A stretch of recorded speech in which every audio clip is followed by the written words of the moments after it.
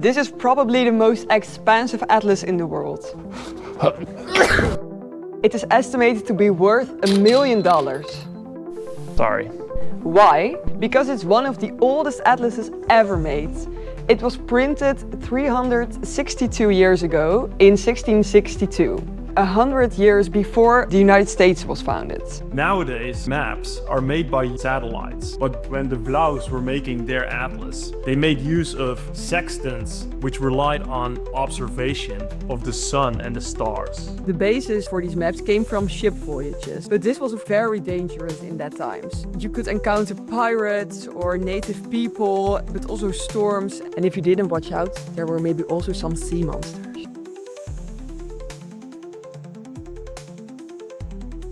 Measurements from these ship voyages were used to hand draw maps, which were then meticulously engraved into copper plates. Copper plates were then covered with ink and used to print these maps one by one. In total, there are 600 maps in this atlas. Just printing one atlas would take 4 years, with an entire workshop of artisans working full-time. So mapmakers, engravers, painters, bookbinders, writers, typesetters and gilders. Dozens of artisans worked tirelessly to make Blaeu's dream a reality. And of course defeat his arch-nemesis, mapmaker Johannes Jansonius. Today, this atlas is understandably worth a fortune.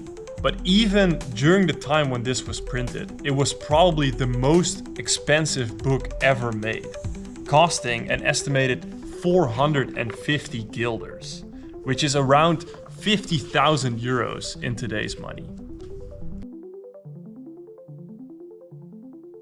Many of these plates and engravings are not particularly useful as an atlas, but they were included anyway because the point of this book was not simply to be utilitarian.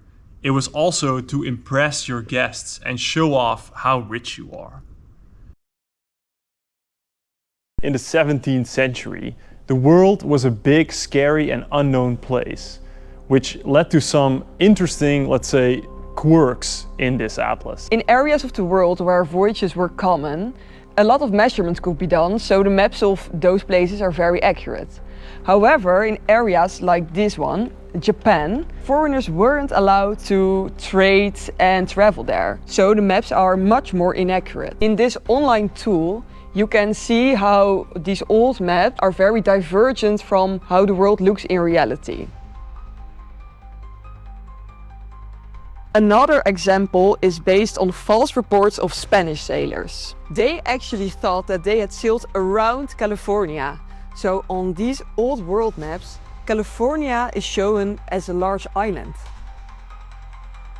Especially inland areas were sometimes based on pure guesswork. A very well-known example is the imaginary mountain range, Mountains of the Moon in Africa. When it comes to the North Pole, Blaeu left it completely blank, but other atlases from the same time period speculated that there were 4 islands with a giant magnetic mountain in the middle, which obviously isn't real. Or is it? I wouldn't know, I've never been there. Or have I?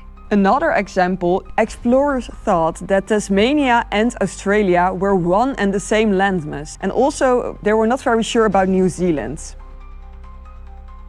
It wasn't just the maps. Also the text pages had wild stories, probably sailors' tales, talking about dog-headed people in India, whales the size of islands, giants living in Greenland, and even unicorns in China. We hope you liked our video. Yes, don't forget to like and subscribe for more interesting content. I'm gonna go home right now. I'm gonna go spend some money.